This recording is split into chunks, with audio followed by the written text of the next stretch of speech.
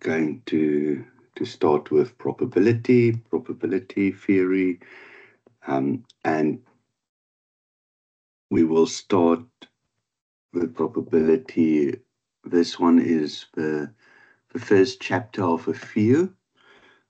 So the next chapter is going to be on discrete probabilities, and then we will go into the rest as well. So very important nearly to look at the differences. But today's session, we're basically gonna start off with probability theory. So when we look at probability, there's a few definitions that we will need to look at. So we're going to define probability. We're going to look at what is in it. As always, a few concepts that we're gonna add, and then what we will also do is look at the different conditions around probability, and the last component of this, before we go into any of the exercises, is we're going to look at what is it when probabilities, you look at it from a mutual exclusivity side, if you bring in independence to it, if you bring in some other conditional probability work as well. So that is all the things that we are going to look at this morning. Okay, so let's get going. So the first thing that we're looking at is, again, for you guys, just some theory, because you might, in the assignment and exam, again, be exposed to theoretical questions. So, and something like this, I know I've got an example where we look at things that is included on this slide, but they might ask you a question to say which one is correct, and then tell you probability is this, an experiment is this, an outcome is this, and one of them will be the one that's correct or incorrect. So normally these are some of the questions that it might seems easy, but there's sometimes a catch in it. But these are the ones that one definitely must get right when we are doing the assignments and the exams. So just probability is the occurrence of something happening. Okay, so probability that it's raining today, I will say it's 60%.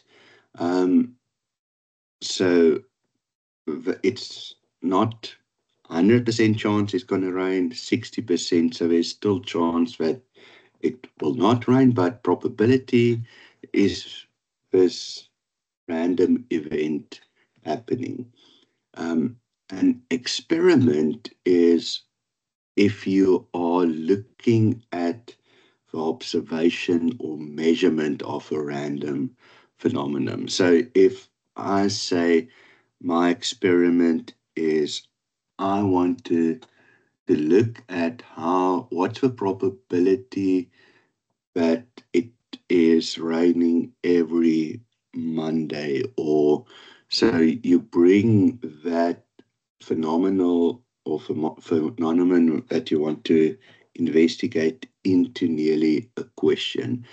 So something that you nearly want to investigate over a period of time. Outcomes is basically just what is the possible result of an experiment. And very important when we go into probabilities,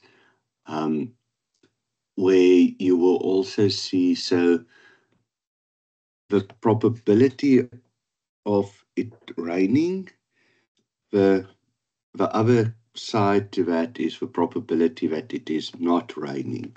So when we get into some of the theory and the all the outcomes that we will look at, how to write probabilities, that's also one of them. So if a probability of raining today is 60%, the probability that is not raining is 40%. Yeah, so we'll get into something like that.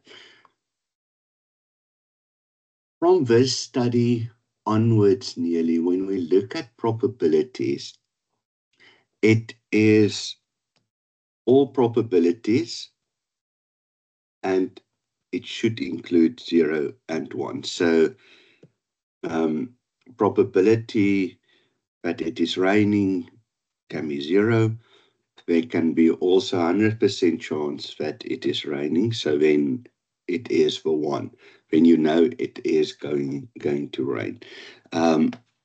So that's the one thing. When you look at probabilities, it's always a number between 0 or from 0 to 1. And we will normally put that in a decimal, or if you want to, we will transform it into a percentage, decimal or percentage. And then the other important thing is that the sum of the probabilities must add up to 1. So probability of rain is 60%. Probability of not raining is 40%. The 60 plus the 40 will give you 100% or 1. So I think that one is also very important, is that always make sure that your probabilities add to 1.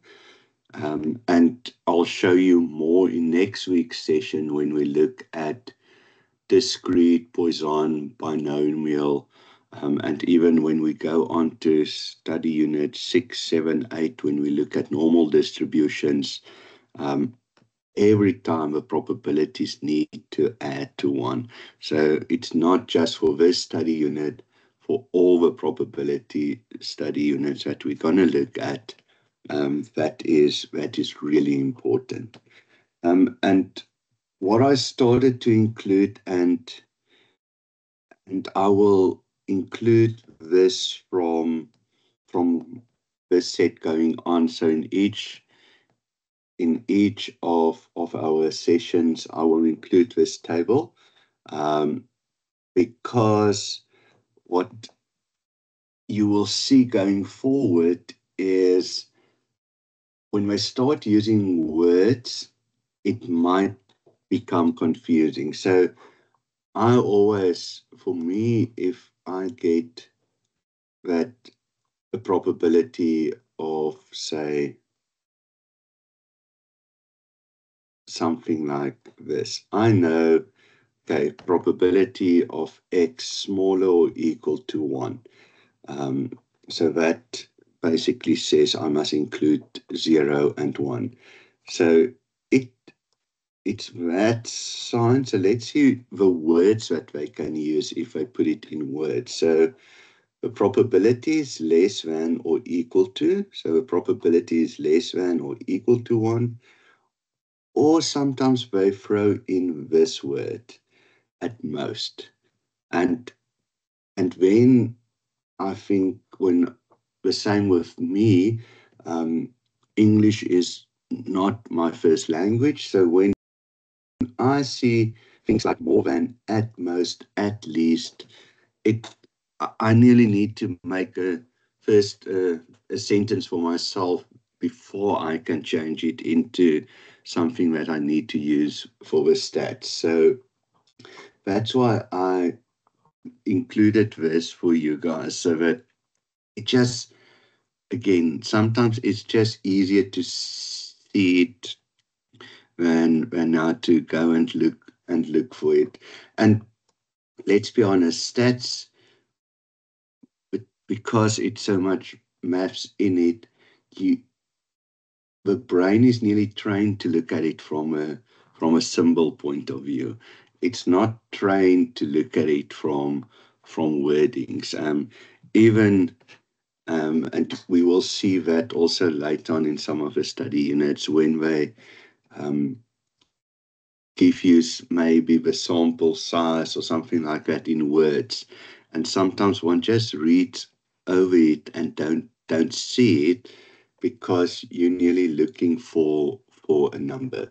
But this table, from now on, in each session, I will have it in this session, and you guys can nearly also print it out and have it with you when you do your assignments and work, because again, I think it is important that you just have something like this with you. Okay, so then we go into what we call the conditions around probability. So things that we will also cover in the questions is that they talk about mutually exclusive events. So basically what mutually exclusive events mean is that event A and event B can't happen at the same time. So you can see there's a gap between the two events. And nearly the easiest how I look at this is to say, you can't be in Cape Town and Joburg at the same time.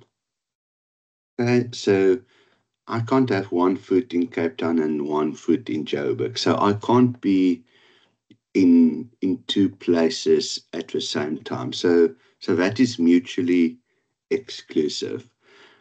When we do some work, things that will come up a lot with mutually exclusivity is I can't have brown eyes and green eyes. So that is something that can be mutually exclusive. I might have stats as a subject, econ as a subject, and English as a subject. So something like that can be falling in this not mutually exclusive, where some of you guys have, let's say, stats,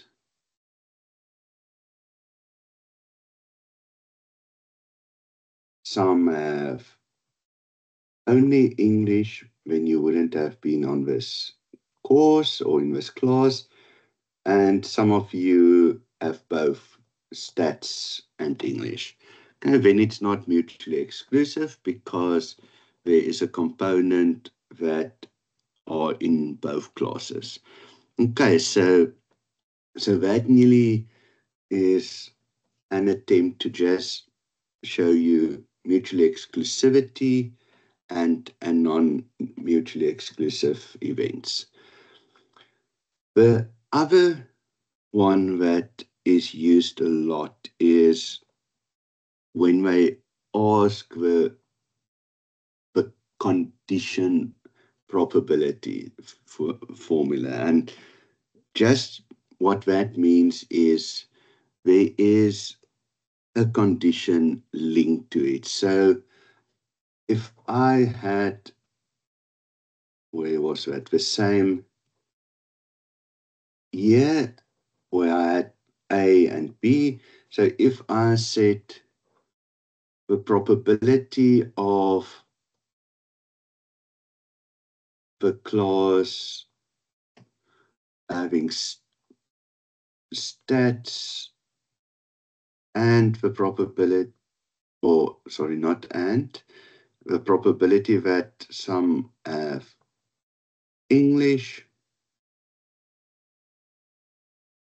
then we could have worked out what is the probability of the and, but then they can ask you,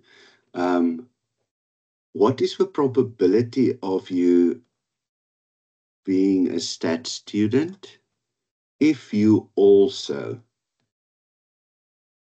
an English student? Okay, so that brings in the condition. So what if you are doing English, what's the probability that you're also doing stats? So that is nearly what is talked about when it's a conditional probability. So there might be a graph coming up later. If not today, I'll do it in our prep session for assignment 2. In any case, is that you might look at status of if you're a manager, a secretary, CEO in a company, and likelihood to smoke, and that smoking can be from little to a lot.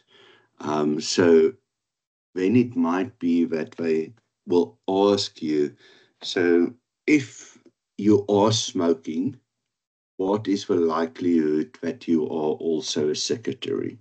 So the condition that you are smoking, what then makes it the probability that you are something else? So that is the conditional probability, but we will get into a few examples now so that that can become clear, because at the moment this is just a lot of formulas. So here again, so I had that in words. Where was it? The all probabilities must be between 0 and 1. So here, for any event, a probability of A must be smaller or equal to 1, bigger or equal to 0. So that's just another way of writing it. Now look at this. If S is the sample space, the probability model of that sample space is equal to 1. So again, the link to the previous one where we said all probabilities need to add to 1. So this is just a different way of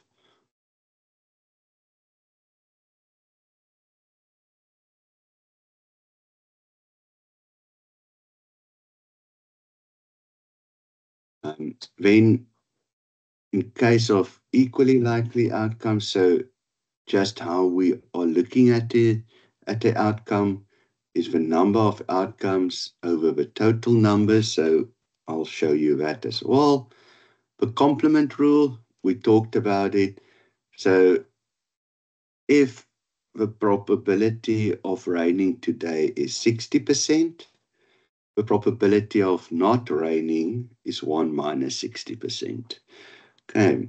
And then the additional rule, I rather get to, where is, I don't have that slide, so I will bring in another slide in our next session. So very important, we've got these two rules. So the one is probability of A or B is equal probability A plus probability B minus the probability of the A and the B. So that is for all events. If it is mutually exclusive, there is no and, so that and will be equal to 0. So then we only sit with this. Okay, so if it's mutually exclusive, you can see there's nothing that is in the and, there's nothing that is in both, then that is actually equal to 0. So sometimes they will ask you to work out what's the probability of event A or B. given that it is mutually exclusive, or they might say the and is equal to 0. So those things are also important. I've got an example where we will look at the mutually exclusive and the independent one with nearly the same information, just to show the differences in those two. Okay, sometimes they also, and I will just make 100% sure if this is again part of the work that you will need to study for the year-end exam. I know last year it was not needed to do this in the exam, but this is just a different way of looking at information. So what we have here is, so you will still be able to work out the probability if there are 3 marbles, 2 blue marbles, 5 green marbles, a marble is chosen, replaced, and then a second marble is chosen, and you need to work out what is the probability. So all that wanted to show here is, so there's in total 10 marbles. So if you pick the first one, there's 3 out of 10 is likelihood that it is a red marble. 2 out of 10 is likely to be blue. 5 out of 10 is likely to be green. Then you replace that marble again, so you're back to 10. So the likelihood then of you to pick a red, again, is 3 over 10, 2 over 10, 5 over 10. So if I was going to ask a question, what's the likelihood that you pick a red marble and then a red marble again? You just could have said, okay, well, the likelihood of it being picked the first time is 3 out of 10. The likelihood that it's picked the second time, 3 out of 10. So 3 out of 10 times 3 out of 10 will give me the likelihood that I picked 2 red marbles.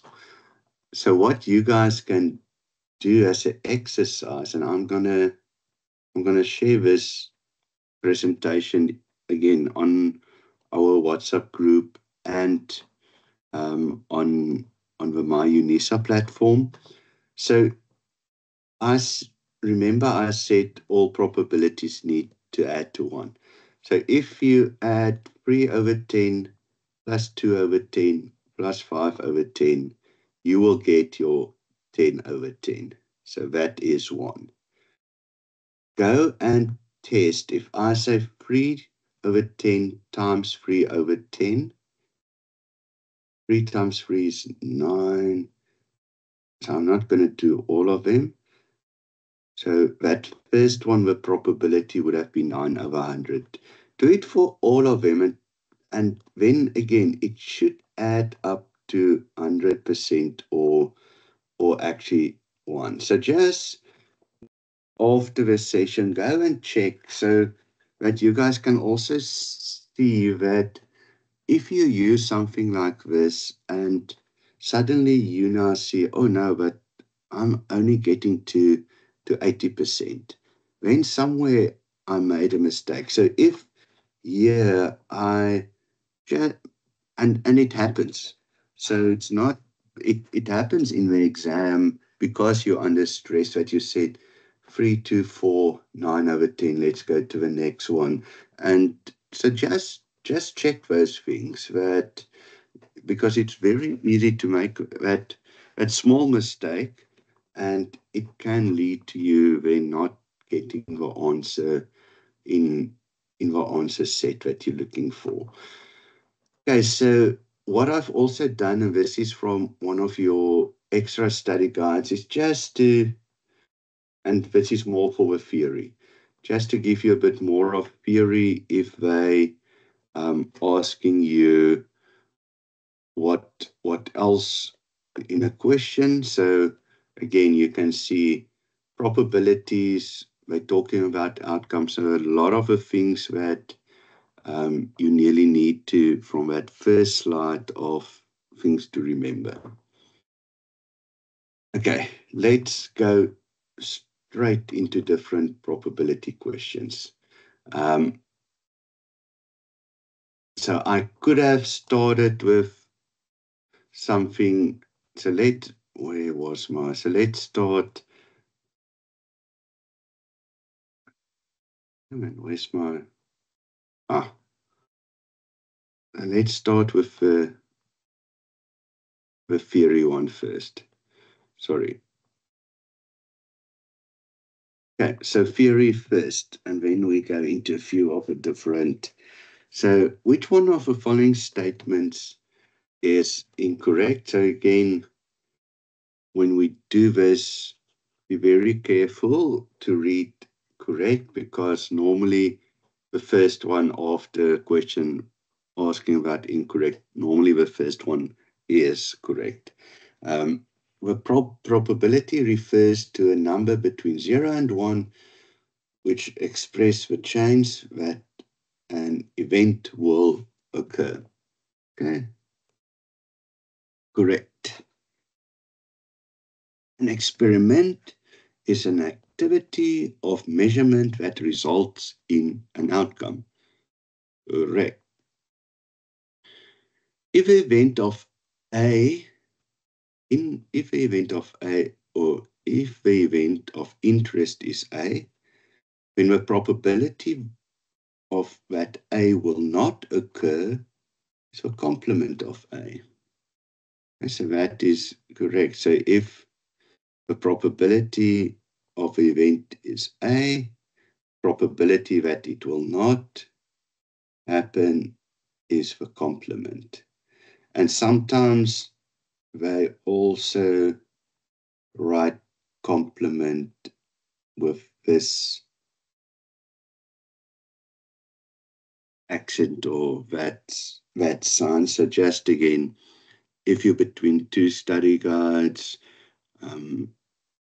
study book, when you Google it, there are two ways that they can nearly normally.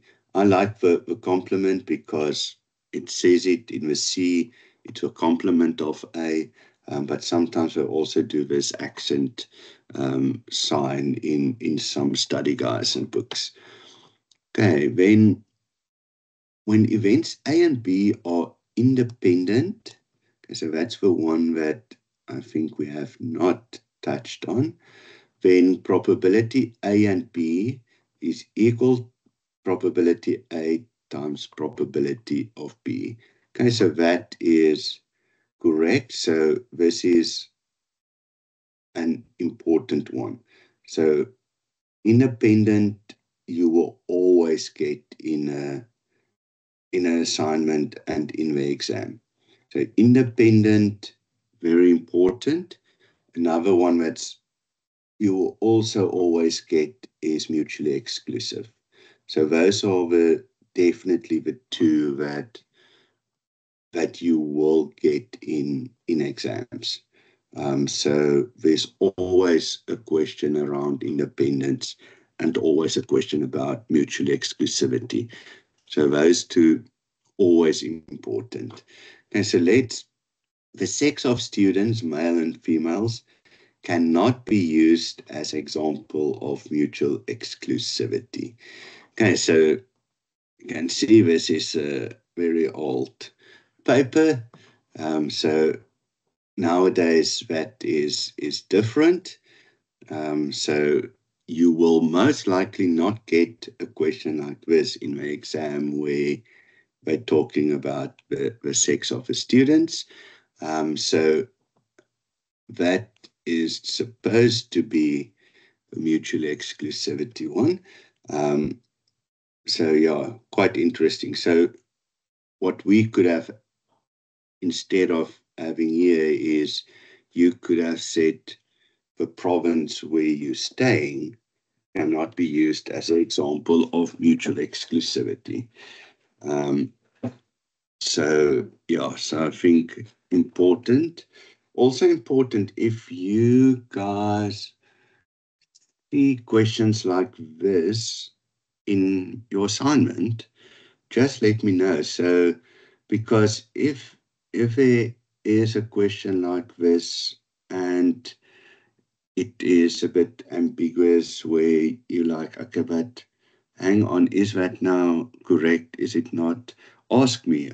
I can ask the lecturer to say, is question three, is it, isn't there maybe a mistake, or is it supposed to be like that? So um, please let me know if, so you guys have done now assignment one, and I know there was issues with things not being able to be seen.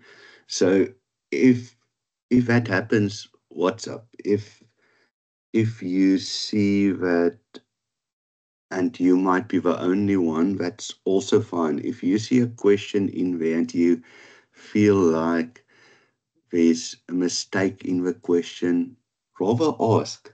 Um, so in the end of the exam, when you write the exam the same, um, if there's questions that you thought might have been the wrong info, or you can send me a WhatsApp and we'll flag it with the lecturer and they can look into it and see, okay, it was right, oh, maybe it wasn't, or something like that. So things do creep in. Also remember, and you would have now already experienced it in assignment one, it's not everyone is writing the same assignment. So there is a few versions that is online available, and you don't know which one you're getting. So also that might happen, that somewhere in between in the technology something went wrong. So yeah, rather ask than not. Okay, so let's go into this question. So here they tell us we've got a data of preferred candidate A and B, and their place of residence is urban and suburban. And we'll have a question asked, what is the probability that a voter picked at random from this will be a suburban dweller? Let's just suburban dweller, and will prefer candidate B.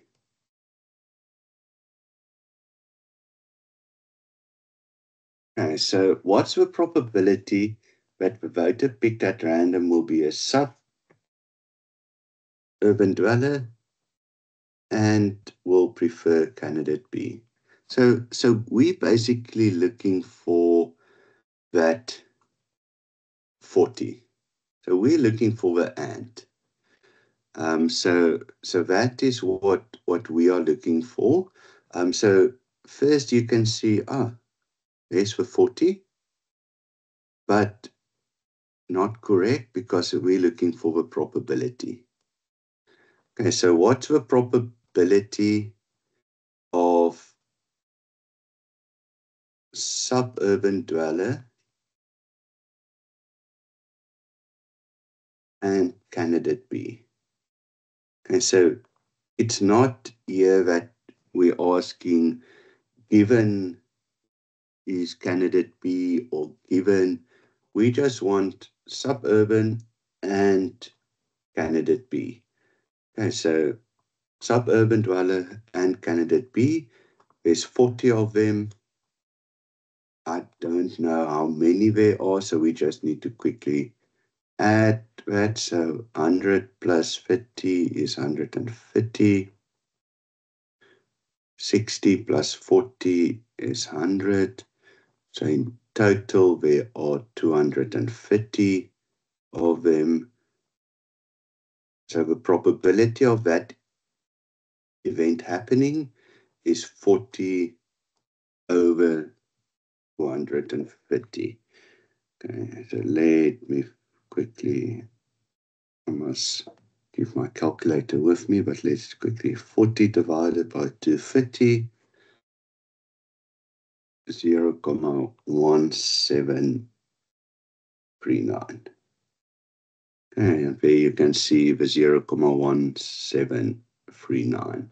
Okay, so a lot of times they're going to give you that number as well, because quickly one reading it, probability of that, and you see, there it is, 40, and you see the 40, but remember the next step that they're not asking us what's the number, they're asking us what is the probability. So the probability then is that 40 divided by the total.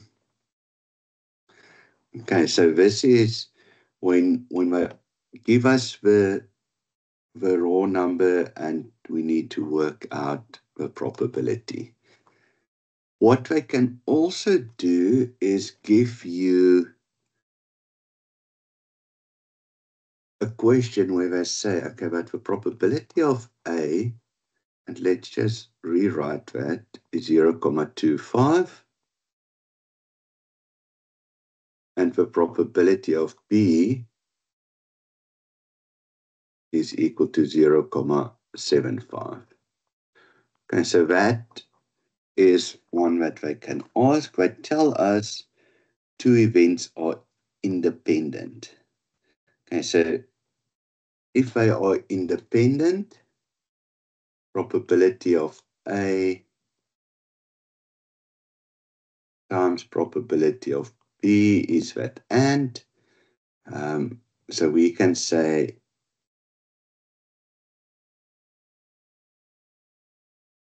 that is going to be the and. So the probability of A and B, because they tell us is independent, so that's why that independence is so important. They tell us it's independent, so because it's independent, we can say, well, probability of A times probability of B will give that to me. And so if we need to be able to use that in some of the options, 0.25 times 0.75 is equal to 0.1875. So let's see options. And what is the probability? Sorry, let's just write that down. A given B. Okay, so how I remember this every time is probability A given B. So at the top, it's the and of those two. So it's the probability of A and B. And at the bottom, it's the probability of a second. So even if I had something like probability of C and M, or sorry, C given M, I would have said, okay, I don't know anything about that, but it's a probability of C and M divided by the probability of M.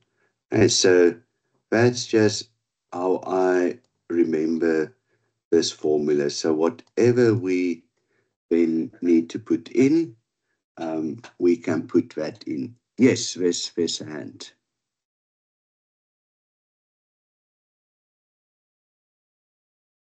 Hello, sir. Can you hear me? I can hear you. I can hear you.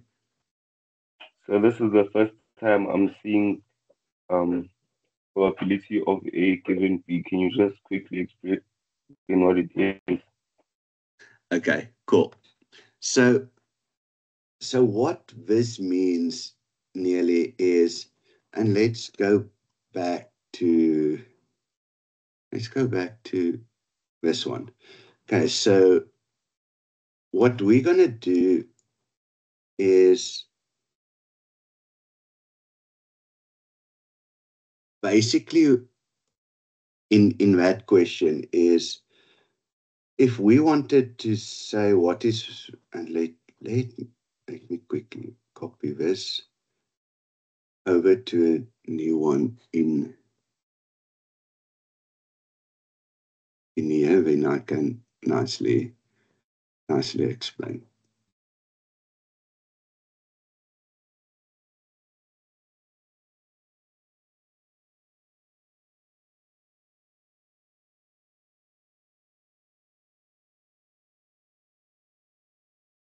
Okay, so this is, look at that statement, and that was 0.25. This was 0.7. So probability that event A is happening is 0.25. So let's say probability of raining today is 0.25. The probability that there's sunshine today is 0.75.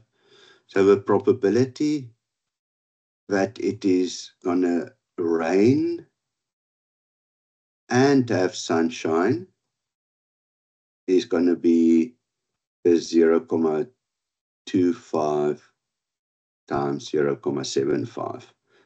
Okay, so that's the probability that it is going to rain and sunshine.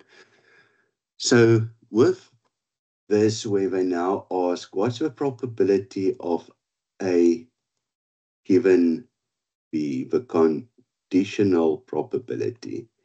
So now they say, okay, but let's forget about that.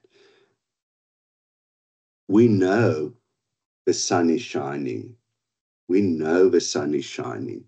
So with the knowledge of that we know the sun is shining, what is the chances that it will rain as well? Okay, so now the chances is not 0.25 anymore. It's only the small component. So that's nearly how we phrase that question. So it is, what is the probability when I know the sun is shining that it is also going to rain?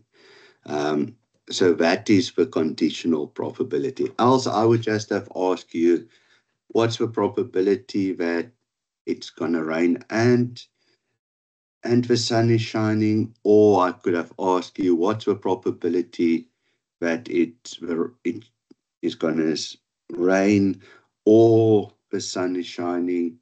But this one is being very specific. The conditional one is that event is happening.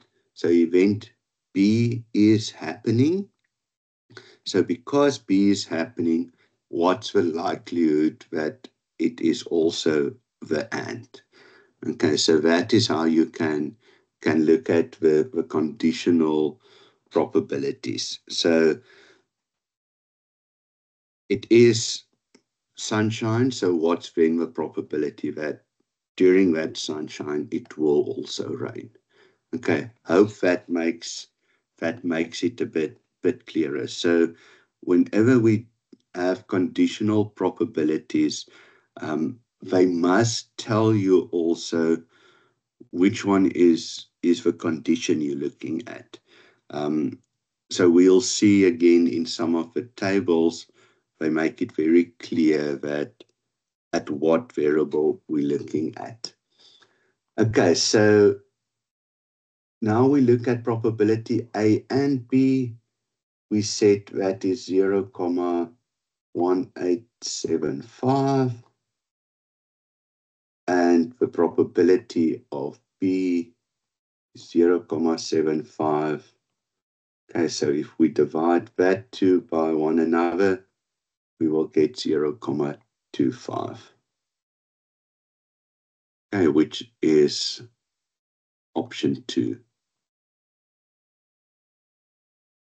So we need the value of that.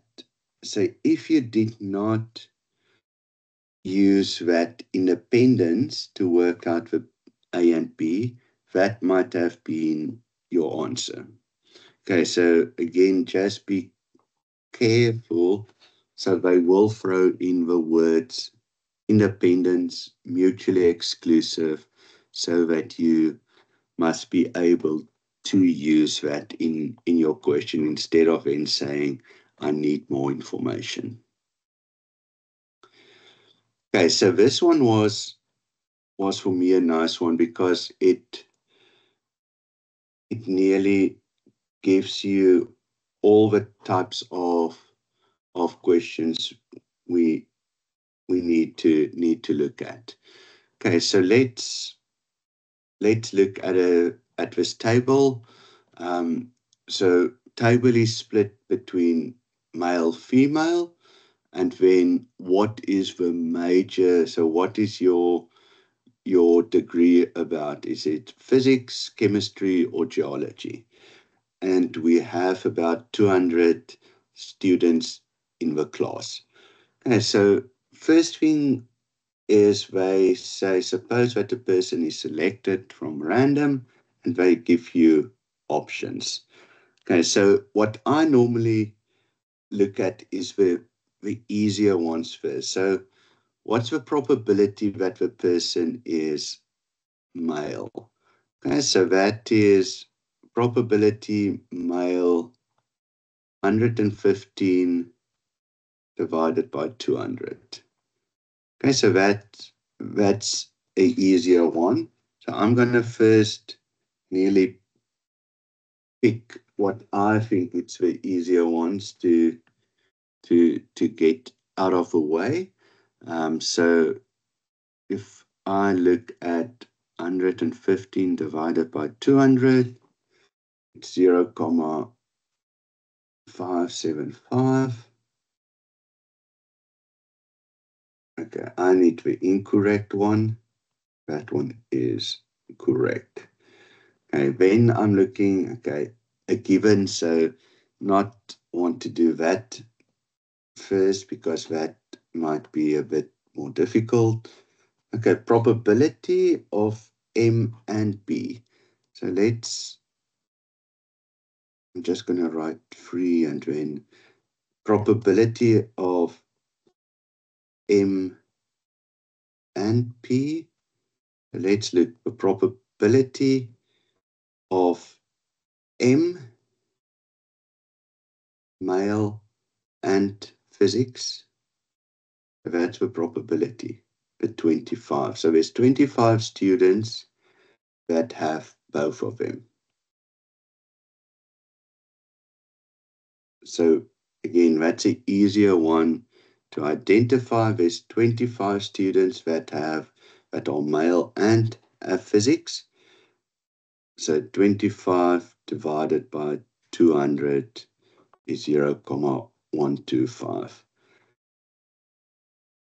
If I said, what's the probability of male and physics given that the person is male, then it's a different one that you need to work out. So then it becomes a different scenario. So we might work something like that out in that one. So let's just, then another easy one is to say, okay, what's the likelihood or what's it probability C or F? So probability of C, so probability of chemistry is 60 over 200 plus the probability of F is female, 85 over 200. And remember, there's always the minus if we do the OR. So what's the probability of C and F? And let's just get different color. C and F. So the probability of the AND is 40 divided by 200. And so that we then will work out. So that is 60 divided by 200 is 0.3 plus 85 divided by 200, 0.425 minus 40 divided by 200, 0.2. Okay, so if we do that, we get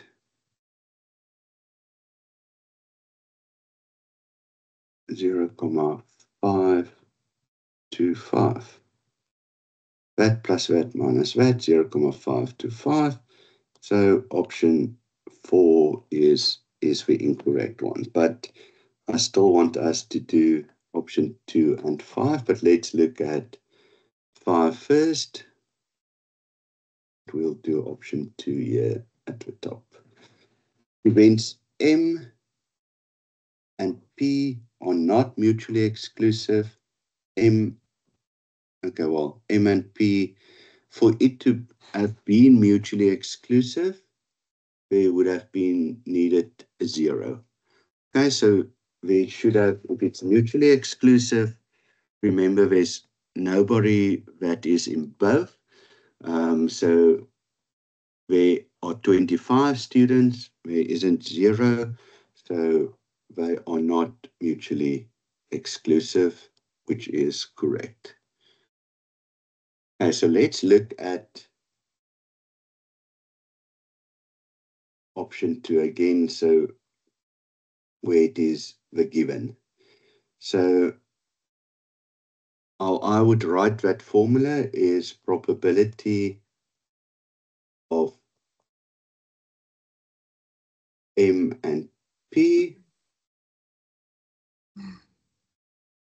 divided by the probability of P. So that's nearly how we are given the formula.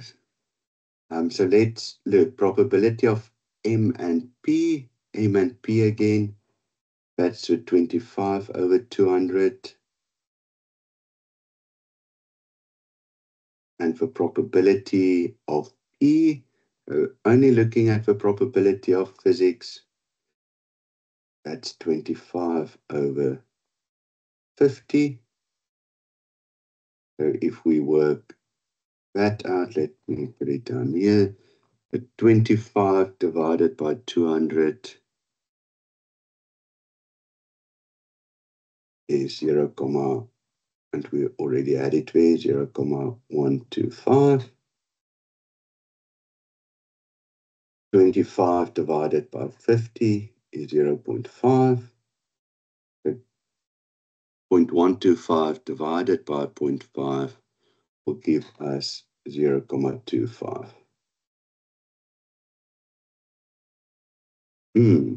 Let me see, where did I make a mistake? Or is that also incorrect? Probability M and P, 25 divided by 200. Probability, okay, there I made a mistake. Probability of P is 50, but it is 50 divided by, why did I say 25 divided by 50? Sorry, the total of physics is 50, 50 divided by 200. 50 divided by 200 is definitely not going to give you that. So 50 divided by 200 is a quarter, so it's 0.25. And then 0.125 divided by 0.25 will give you 0.5, which is correct. So simple mistake I made that could have cost me in the assignment and exam, just because I don't know why I used the 25 over 50 for that. We're looking for a probability of physics. Physics is, there's 50 students, so 50 divided by 200 will give us that. Okay, so in this question, I nearly covered everything that you need to know about the probability. So only thing that's not included in here is the probability of the independent one. So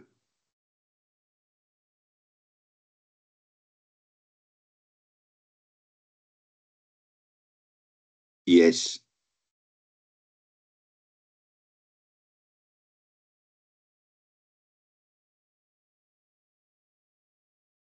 So if I like that, thanks for adding that in. So that is when you have that independence, you can basically do that. So let me just quickly show. So if you were here, you could have seen the probability of A and B was made up of those two. So automatically you can see, because it's made up of those two, and I'm going to divide by the 0.75, from there you can nearly automatically have said that is going to be the probability of A because of the independence rule. Okay, so that is also in your textbook, but it's now in the chat as well. Okay, so let's look at another one, and this is, I added this because sometimes just we're dealing with a table, we get to understand the table, then we get some of where probability A is equal to, but then they also sometimes throw this in. So, and it just needs that you need to think a bit differently. This is definitely not more difficult. It just needs that you think a bit differently. So a computer program is generated the digits 1 to 8. Consider the experiment, the next integer generated. Define event A as odd numbers. So event A is 1, 3, 5, and 7. That's event A. Event B is the number that is greater than 4. So greater than 4, 5, 6, 7, 8. So there we have event B. So you can already see there's two that are in both event A and B. And then there's the event C that is 1 or 2. Okay, so event C here, that is going to include event 1 and 2. Okay, so you can see there's a bit of a few things happening here. Event A, 1, 3, 5, 7. Event C, 1, 2. Event B, 5, 6, 7, 8. Okay, so on that then, they can ask you a few questions. And now again, depending on if you're doing one assignment 1.1 or 1.2 or 1.3, this might change. So, but here they ask probability of A event B. And so we know, we write that just out, it's the probability of A and B divided by the probability of B. And so how many are there in A and B? There's 2 of them. How many are in B? 1, 2, 3, 4. 4 of them. So 2 over 4 is 0.5. Okay, so that is nearly the easiest to work it out. You've identified the ant. So there's 2 of them. You've identified how many in B. So the probability of A given B is 0.5. Okay, so just a bit different way of looking at the probabilities, which sometimes I feel all the focus is normally on the other ways. And when they throw this in, it's not difficult, but because you haven't seen something like this, it just totally throws you off guard. Okay, and another one. So we've got, after this, 2 more. So I just, yeah, the more we look at this, I think it is just, again, repeating some of these questions, because we've seen they like to repeat these things a lot in the assignments and exams. So a sample of 800 learners are given below. So here you see that is empty. So it might be that it's 0, or we need to fill in the number. So let's first see if I need to get to that.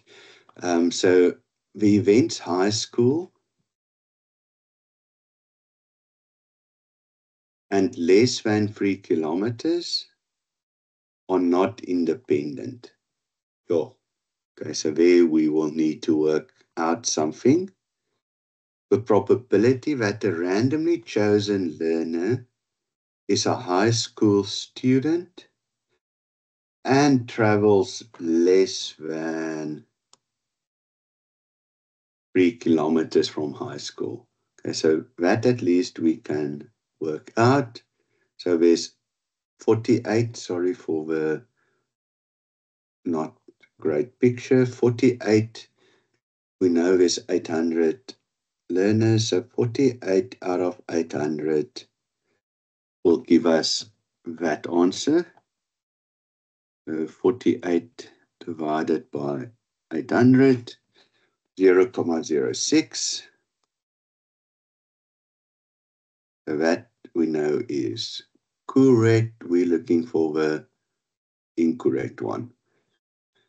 Okay, the events less than 3 kilometers, between 3 and 6 kilometers, and greater than 6 kilometers are complementary events. Okay, yes, they are, because if you add that plus that plus that, you will get the total. So they are complementary. Because remember, event A plus the complementary of event A is equal to 1. Here it is that plus that plus that will give us the probability of 1. The events primary school and high school are mutually exclusive.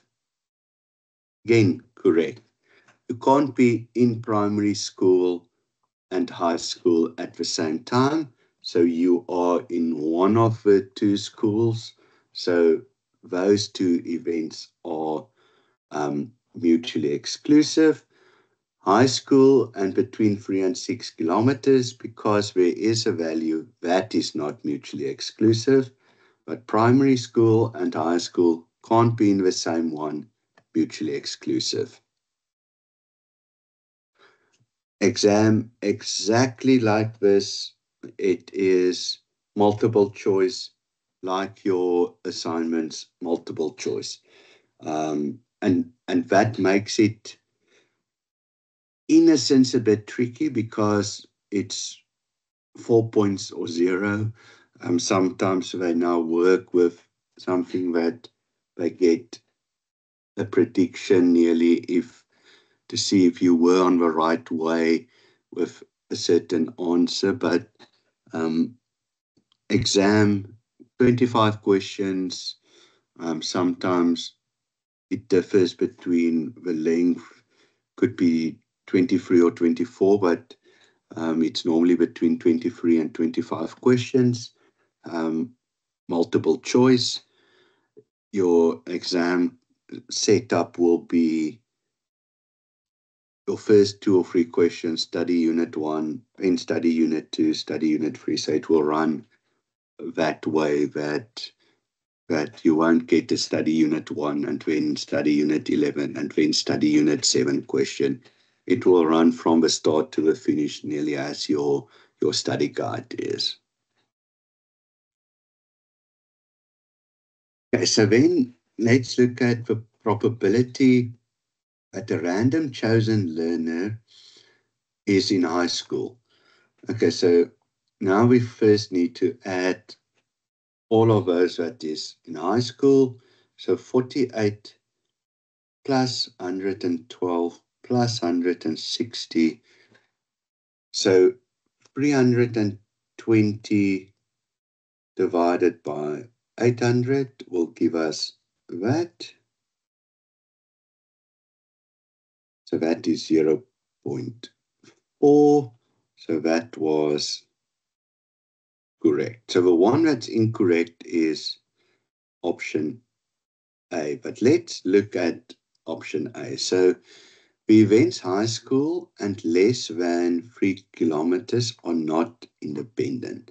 So high school and less than. Okay, so unfortunately now I need to work out what that primary school is. So I would just say, I know there was 320 already. So 320 plus 240 plus 168 gives me 728. So to get that one is 800 minus 728. And that gives me 72. Sorry, the voice is going. I'm not 100% there yet. So events, high school and less than not independent. So let's check. So if it needed to be independent, probability of A times B must be equal to a probability of A and B. So that is when things are independent. So probability of events high school and less than is 48 divided by 800. Okay, so that one we know. So events, let's just, again, high school and less than is 48 divided by 800, and that was what we have here, the 0.06. So let's look at what's the probability of A. So what's the probability of less than? So 72 plus 48. So that's 120 divided by 800. And that multiplied by the probability of B. So what's the probability of high school? So now we need to get a total there as well. Sure.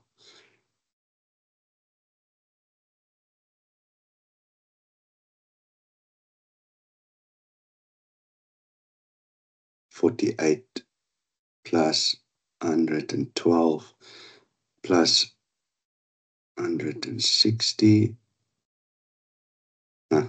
So there they also have given it to me. I just didn't know that when I now did the sum. Okay, so interesting. There's a few things that they have given us in the bottom to make it simpler. Okay, so 120 divided by 800 gives us 0.15. 0.15 times 0.4 gives us 0.06. So those two are exactly the same. So high school and less than is independent. The events high school and less than are not. So that is the incorrect one. It is independent. Okay, so we've just showed that it is independent. So again, just make sure when you do this, in any case, the other ones was a bit easier to eliminate that. But again, how to work out the independence. Okay, then the last two is purely around independent and mutually exclusivity. So consider events A and B are mutually exclusive. So when it's mutually exclusive, probability of A times probability of B is equal to 0. So when we need to do the OR, it's 0. Okay, so we need to work out for OR the probability of A plus probability of B. There is not anything that we need to subtract. So it is 0.35 plus 0.65, which is equal to 1. And so because of mutual exclusivity, the AND is 0. So if we take the AND as 0, 0.35 plus 0.65 is equal to 1.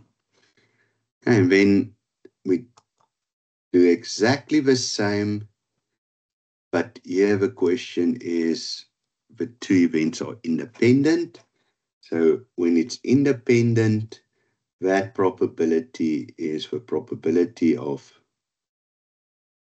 A times probability of B.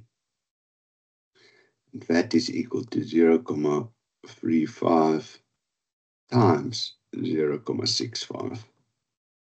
Okay, so that will definitely give us something less than 1. So one can already say, okay, it's not going to be 1. Probability can't be bigger than 1. So it's one of those options. So going to be 0.35 plus 0.65 minus the AND.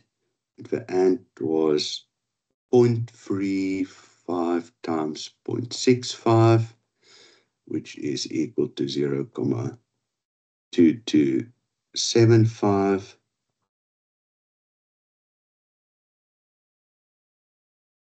So we're sitting with our final answer as 0.7725. And that is option 5. Okay, so that was a quick take through on study unit 4 today. Next week we'll do study unit 5, and then the week after we'll do a recap again of study unit 4 and 5.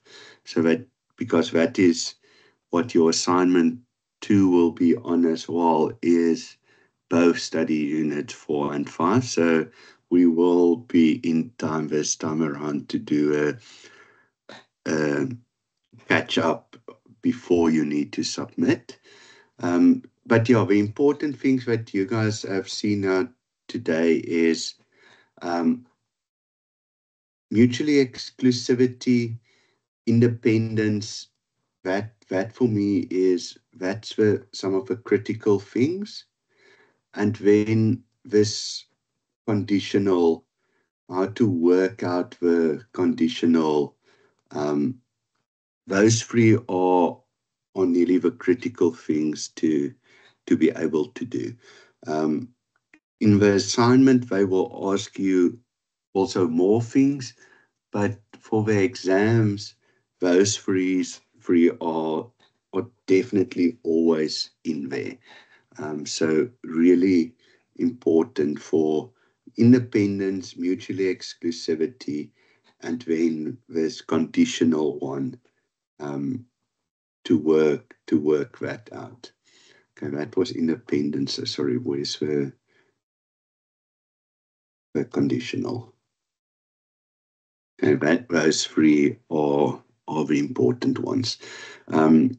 Yeah, so next week, study Unit 5, and then in the recap, I will add much more questions in as well, that you can also just see some differences in questions. I want to add questions where there is already been percentages worked out and things like that, so that you can just see a different angle to the questions. But yes, that has been it for today, everyone. Yes, Hi, sir. How are you? good, and you? Good, thank you. So I just have a question regarding assignment 1, if you'll just please assist. Hmm? Can I share my screen? Yes, you can.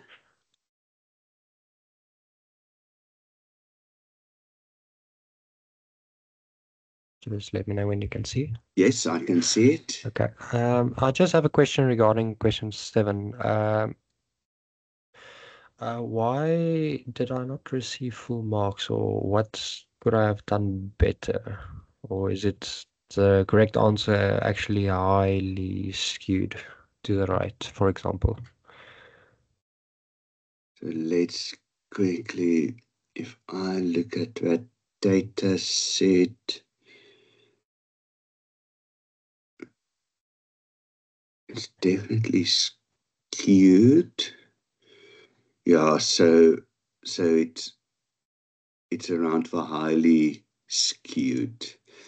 And that is where, and I think this is now a very nice one to show. So you halfway right with the moderately skewed. So that's why you did get a point, but it should have been highly skewed. And you can really check if you, how I normally look at this very quickly is, so you have, what is it, eight bands, and you can see your last two is very small. Then if you compare, so you compare the 1 with a 2 and the 4 with with 2, and you see there's already big differences there. And then the 6 with a 10. So that means on your the right will already show a huge skewness in that. If the 10 was a bit more in line, then I would not in line with the 12, but in line with a 6, then it is becoming more of a moderately skewed one. So did you draw it for yourself as well or not? Yes, I do have a graph here in front of me. I did make a note. Okay, so but something like this question will not be in your exam, because like you said, this one is very open for nearly saying, okay, that sure, if there was one order that went to the other band, you would have nearly gotten a different answer. So if I looked at this, I would have also been between moderately skewed and highly skewed. It's definitely not one of the others. And then I would have nearly also just said any one of the two, because I think also I'll quickly show the graph if you have it in front of you. Else I'm going to, unless One it's, second. if you have done it on Excel or something like that. I'll quickly do this. Because something like this is unfortunately a lot in interpretation, and so a question like this will never be in your final exam, because it does leave it open to how you interpret it and how somebody else interprets it. So if you, it's interesting. So if you now gonna draw a line graph on that, then nearly on the middle points of each of them, you will see that it is more skewed to the right than just a moderate skew. So what I would, but this, I must say, I would have, something like that. When you can see, because it suddenly from that peak, it dropped tremendously. So that shows how that skew is. But so if that second last one was nearly 5 or 4, then we would have said more it's moderately skewed. But really, this one, I don't think you need to break your head around this, because this is really in interpretation, and something like this will not be in the exam, because you're not actually wrong in how you interpreted it. It's just what I see as extreme and what you see as extreme is two different things. So I would not worry too much about this one. But nearly just if that second last bar was a bit higher, then you would have seen it is more a moderate skewness.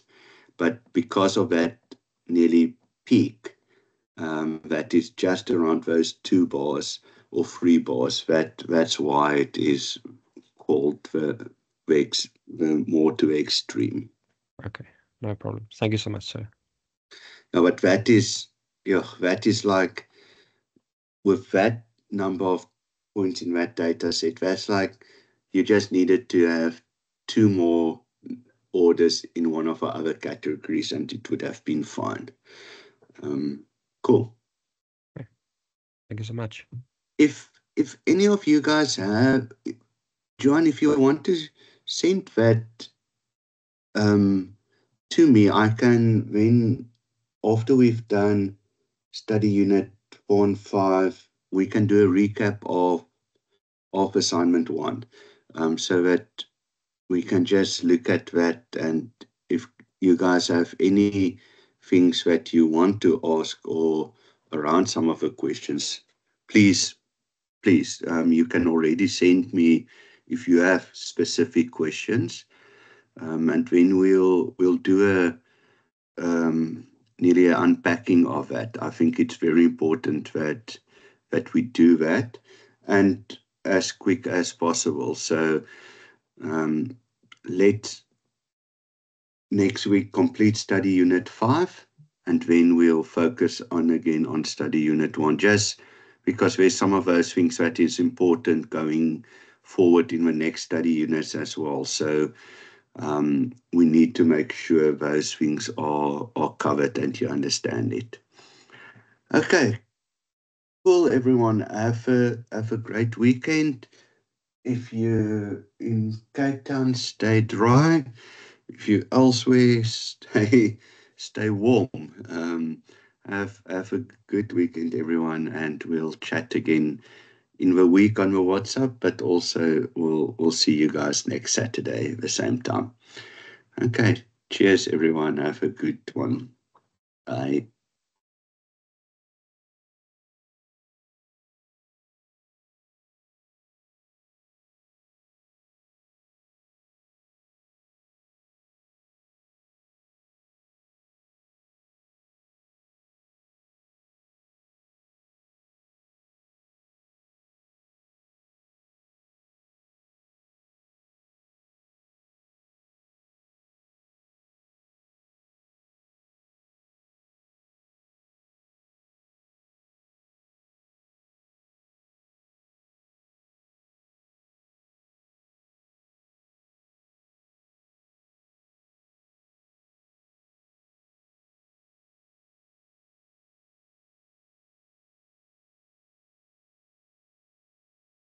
I know what I'm one of the zakambonisa kalasta napina napina musiyimisa nekintu hayi ndokunisakadera ndesekera ufojera tiya mene koko lowe ziri mutia